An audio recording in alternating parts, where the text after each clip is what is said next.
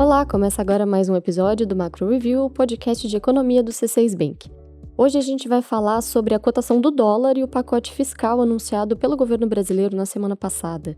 Depois de um longo período de negociação, o governo federal mostrou o desenho do corte de gastos planejado para 2025 e 2026. São várias medidas que, se aprovadas à risca, vão trazer uma economia de 71,9 bilhões de reais nos próximos 2 anos, segundo cálculos da Fazenda. Mas, ao contrário do esperado, a reação ao pacote não foi a melhor possível. O dólar chegou a superar os R$ 6,10 nos dias que sucederam o anúncio do pacote. O que explica, essa volatilidade do câmbio e qual é a raiz para a preocupação em relação às contas públicas no Brasil? No episódio de hoje, a gente vai responder essas perguntas e a gente vai falar também sobre a inflação nos Estados Unidos e na zona do euro. A gente tem ainda a participação da Marina Valentini, do JP Morgan Asset Management. Ela faz um balanço desse ano e destaca 3 motivos para ser otimista com a economia em 2024. Aliás, eu vou aproveitar esse momento para fazer um convite.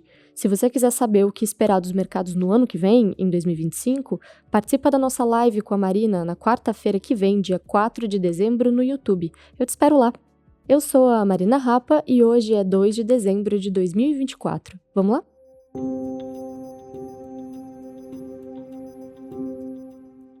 O plano do governo para cortar gastos e cumprir a meta fiscal de 2025 e 2026 está posto.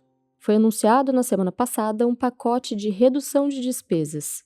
A própria existência de uma meta de resultado primário cumpre o objetivo de impor algum controle para a dívida pública brasileira, que, lembrando, está aumentando. Se a gente vê um gráfico da dívida líquida brasileira, fica claro por que é urgente endereçar o desequilíbrio nas contas públicas. E o plano anunciado na semana passada vai nesse sentido. O governo prevê um corte de gastos de 30,6 bilhões de reais em 2025 e de 41,3 bilhões de reais em 2026. A gente ainda não tem todos os detalhes das medidas que compõem o plano, mas o que foi anunciado até aqui pode ser resumido em 5 pontos. A gente vai falar melhor sobre eles agora. O primeiro ponto é o salário mínimo. O reajuste do salário mínimo deve ter como limite as regras do arcabouço. Isso significa que não vai poder existir ganhos reais acima de 2,5%. Aqui vale lembrar como que é a regra atual, Hoje, o reajuste pode ser maior porque é calculado pela variação real do PIB de 2 anos antes. O segundo ponto é o abono salarial. O benefício pago a trabalhadores de menor renda vai ter uma regra mais rígida de concessão. Gradativamente, a régua de corte para ter direito ao benefício vai passar a ser de uma renda média de 1 salário mínimo e meio, e não mais 2 salários mínimos. O terceiro ponto diz respeito ao Bolsa Família e ao benefício de prestação continuada, que é o BPC. A proposta contempla um pente fino nos benefícios assistenciais. Com a exigência de mais informações, como biometria, por exemplo, o governo pretende reduzir os custos e manter o pagamento só para pessoas que efetivamente atendem aos critérios. O quarto item é o Fundeb. O fundo que destina verbas para educação em estados e municípios deve ter uma mudança. A proposta foi de um rearranjo orçamentário que pode poupar recursos do Orçamento Federal da Educação para reforçar o custeio do ensino integral por meio do Fundeb. E agora, a última medida que compõe o pacote é a previdência dos militares. No plano apresentado, a aposentadoria remunerada de militares deve ter uma idade mínima. Além disso, as regras para concessão de pensões podem ficar mais rígidas. No pacote tem ainda a previsão de uso da desvinculação de receitas da União, a DRU. Esse é um mecanismo que o governo adota com certa frequência para ganhar flexibilidade na execução de despesas. Olha, pelas nossas contas, se aprovadas integralmente, essas medidas podem ser suficientes para manter de pé o arcabouço fiscal até 2026. Mas o corte proposto está longe de ser capaz de estabilizar a dívida pública. A gente calcula que o esforço necessário seria de um superávit primário perto de 2% do PIB. Além disso, nos preocupa o fato de o corte de 71,9 bilhões de reais ser alcançado por meio de um conjunto de medidas pontuais. Quanto mais fracionado for o pacote, maior é a chance dele ser desidratado durante a tramitação. Seria mais eficiente uma reforma estrutural de gastos, capaz de endereçar, por exemplo, as vinculações orçamentárias que têm sido responsáveis pelo rápido crescimento das despesas obrigatórias do governo. A gente até falou sobre isso no episódio 111, se você quiser entender mais, é só voltar aqui na nossa lista. E por fim, junto com a falta de medidas estruturais, a gente teve ainda o anúncio da proposta de isentar quem recebe até R$ 5.000 do pagamento de imposto de renda. Essa medida ela foi divulgada junto com o pacote de gastos. Se não for acompanhada de uma compensação para a perda de arrecadação, a isenção pode agravar o quadro de déficit fiscal. O governo reconhece esse ponto e propôs um aumento da taxação de faixas mais altas de renda. O problema é que existe uma incerteza sobre o resultado efetivo dessas medidas. Não por acaso, o anúncio da mudança do IR ofuscou a proposta do pacote de corte de despesas. A frustração de expectativas explica, em partes, o salto do dólar nos últimos dias, né? A moeda americana encerrou a semana cotada a R$ 5,97. O ponto é que a confiança na capacidade de equilíbrio do orçamento está fragilizada.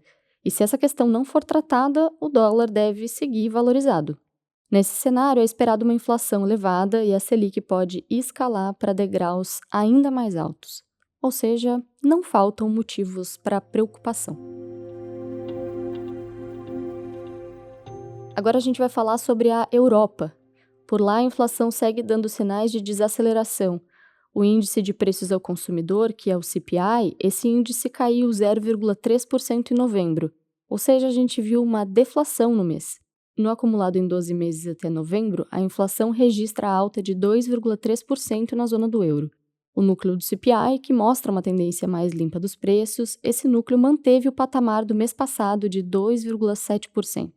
E olha, mesmo que o núcleo continue acima da meta de 2% do Banco Central Europeu, a inflação tem apresentado uma composição melhor. Os preços de serviços, que eram a grande preocupação, eles vêm desacelerando. O problema continua sendo a fragilidade da economia. O PIB europeu anda a passos lentos por causa da queda da atividade industrial em vários países da região, principalmente na Alemanha. A gente acredita que a combinação de inflação mais controlada e atividade econômica fraca deve levar o BCE a continuar cortando os juros na reunião de dezembro. A gente vai continuar falando de inflação, mas agora dos Estados Unidos. Lá, a variação de preços continuou sob controle, mas ainda está acima da meta de 2% do Federal Reserve, o Banco Central americano. O núcleo da inflação, medido pelo Índice de Preços de Gastos com Consumo, o PCI, esse índice teve um leve aumento, passando de 2,7% no acumulado em 12 meses até setembro para 2,8% em outubro. Esse é um resultado em linha com o esperado e não deve mudar a visão do Banco Central americano quanto à trajetória de desaceleração da inflação. Aqui vale a gente lembrar que o PCI é o indicador observado de perto pelo Fed. Na ata da última reunião, o Comitê de Política Monetária dos Estados Unidos disse que está confiante de que a inflação está em direção à meta, mesmo que em alguns momentos essa variação de preços apresente turbulências. A gente acredita que a combinação de inflação sob controle e esfriamento gradual do mercado de trabalho nos Estados Unidos deve levar a um novo corte de 0,25 ponto percentual nos juros em dezembro. Mas a resiliência da inflação e da atividade econômica podem levar o Fed a optar por uma desaceleração do ritmo de cortes nas taxas em 2025. Agora a gente passa para o quadro Mercados Globais. É o espaço em que a Marina Valentini, estrategista do JP Morgan Asset Management, analisa o movimento dos mercados lá de fora e a forma como os investidores estão recebendo as notícias do campo econômico. Nessa semana, a Marina faz um balanço do desempenho dos ativos financeiros no exterior e, claro, fala de como o quadro da economia influenciou os mercados em 2024. Ela começa contando como a atividade econômica dos Estados Unidos teve um resultado até melhor do que o esperado em 2024 e explica que isso aconteceu mesmo em um quadro de desaceleração da inflação. Vamos ouvir a análise da Marina. Semana passada foi o Thanksgiving, né, o Dia de Ação de Graças nos Estados Unidos, então pensei que seria legal a gente falar sobre as 3 coisas pelas quais devemos estar gratos esse ano quando o assunto é economia global e mercados. E primeiro, temos um cenário macroeconômico bem forte para fechar 2024 com chave de ouro e também para começar 2025 com o pé direito. Essa semana, inclusive, os dados confirmaram que o PIB dos Estados Unidos cresceu 2,8% no terceiro trimestre. E segundo o Fed de Atlanta, que faz aqui o modelo econômico cada semana, no quarto trimestre o PIB deve subir de novo 2,7%, outro número bem alto. Então, no geral, para 2024, parece que a economia está no caminho certo para crescer 2,7%, que é bem acima do potencial de longo prazo de 2%. E, além disso, a inflação nos Estados Unidos continua caindo muito esse ano. Uma das grandes surpresas que a gente viu ao longo de 2024 foi ver essa inflação esfriando, mesmo com a economia ainda sólida, indo bem. Ainda não está exatamente onde o Fed gostaria, ainda não chegou exatamente na meta de 2%, mas está bem perto, em 2,3%, o PCI. Então, tudo isso permitiu que o Fed começasse a cortar os juros esse ano, já foram 75 pontos base, e achamos que o Fed tem espaço para continuar cortando juros agora mais uma vez no fim desse ano, em dezembro, e mais umas 2, 3 vezes no ano que vem, magnitude de 25 pontos base, para chegar a um juro de longo prazo ou neutro de em torno de 3,75%. Mas isso vai depender muito dos dados e das políticas potencialmente inflacionárias da próxima administração. E, claro, nessa parte macro, não podemos esquecer do mercado de trabalho, que continua firme e forte. A taxa de desemprego ficou baixa esse ano, né, perto de 4%, e os salários reais subiram 2% ao longo de 2024, que foi muito bom, foi ótimo, foi o melhor ritmo desde 2015. E isso continuou dando aquele alívio ou apoio aos consumidores na hora de lidar com os preços, com a inflação. São mesmo notícias boas no quadro econômico e, como era de se esperar, o mercado acompanhou o otimismo. Na sequência da nossa conversa, a Marina analisa como ficou a Bolsa de Valores americana em 2024. Realmente, as ações americanas tiveram um ano incrível, tiveram uma alta, de acordo com esse índice S&P 500, das 500 maiores empresas americanas, de mais de 27%. E mesmo com todas as incertezas de eleição, de inflação, tensões geopolíticas.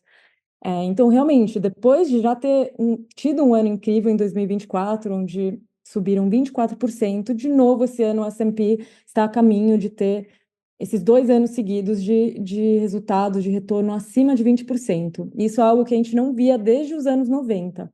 E a boa notícia é que achamos que essa tendência com retornos subindo para o S&P pode continuar, porque os lucros das empresas devem continuar fortes. Esse ano, os analistas esperam um crescimento de 9% de lucro e até 15% no ano que vem. Então, pode ser um pouco otimista demais esse número de 15% para o ano que vem, mas mesmo que fique em torno de um crescimento de lucro de 9%, já seria ótimo, já apoiaria as empresas da S&P. Então, com fundamentos corporativos sólidos, um bom cenário macro e possíveis mudanças de políticas, como cortes de impostos para as empresas e menos regulamentação, as ações dos Estados Unidos podem continuar a subir em 2025, mas aqui vai ser muito importante ter uma abordagem muito equilibrada, focando em qualidade e ficando de olho em riscos como tarifas e incertezas políticas.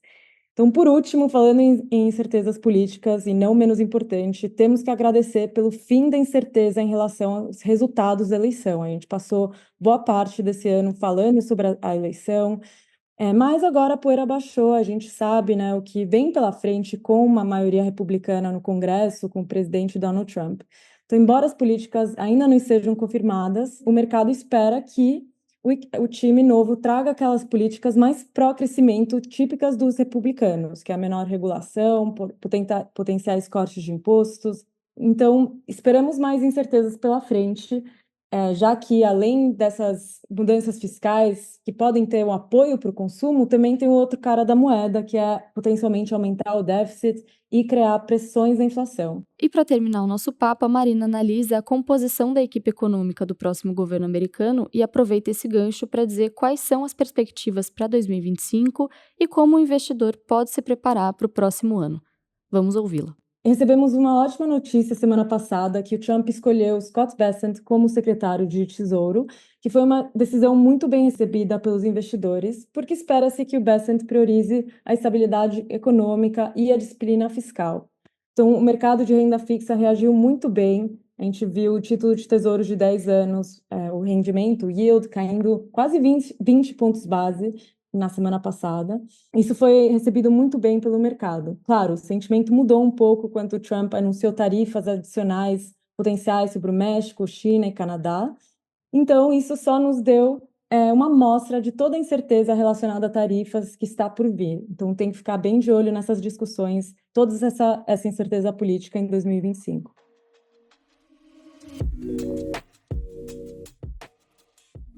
Hora da nossa agenda. Eu compartilho agora os dados econômicos que a nossa equipe acompanha nos próximos dias. Na terça-feira, o IBGE divulga o PIB do terceiro trimestre. A gente espera uma alta de 0,9% da economia brasileira em relação ao trimestre anterior, um crescimento ainda bem forte. Na quarta-feira, a gente acompanha os dados do ISM de serviços dos Estados Unidos para o mês de novembro. A gente vai, então, ter um termômetro de como anda o volume de prestação de serviços no país. Já no Brasil, a gente vai ter a pesquisa industrial mensal de outubro. A gente projeta uma alta próxima a 0,5% no setor, com números positivos tanto na indústria de transformação quanto na indústria extrativa. Aqui eu vou reforçar o convite que eu fiz no início do episódio. Na quarta-feira, dia 4 de dezembro, a gente vai ter também uma live com a Marina Valentini do JP Morgan Asset Management sobre as perspectivas para a economia e os mercados globais em 2025. Não perca! A transmissão vai ser lá no canal do C6 Bank no YouTube e depois da live a conversa vai ficar disponível aqui nas plataformas de podcast também. E agora sim, terminando a semana, na sexta-feira, a gente vai ter a divulgação de dados do mercado de trabalho dos Estados Unidos. Esse relatório, o Payroll, ele deve mostrar que o mercado de trabalho americano segue tendência de desaceleração gradual. Bom, é isso. A gente chegou ao fim de mais um episódio. Muito obrigada por nos acompanhar até aqui. A gente recebeu muitos comentários no último episódio e eu queria fazer aqui esse agradecimento especial para todo mundo que dedicou um tempinho para nos dizer o que achou do podcast. Muito obrigada, pessoal. Esse feedback é bem valioso para a gente. Quem faz parte da equipe econômica do C6 Bank são o Felipe Salles, a Cláudia Moreno, a Cláudia Rodrigues, o Eliezer Jacob e o Felipe Mack. A produção e o roteiro são desse time todo, junto com Bianca Alvarenga e Marina Rapa. A gravação fica com a Rafaela de Oliveira e a divulgação nas redes sociais é da Maria Fernanda Pedroso. Lembrando que você pode seguir o Macro Review na sua plataforma favorita de podcasts. Assim, quando a gente publicar um novo episódio, você vai ser notificado. É bom para quem quer ficar por dentro da economia e para quem quer conhecer uma visão original dos fatos econômicos. Uma boa semana para você e até a próxima!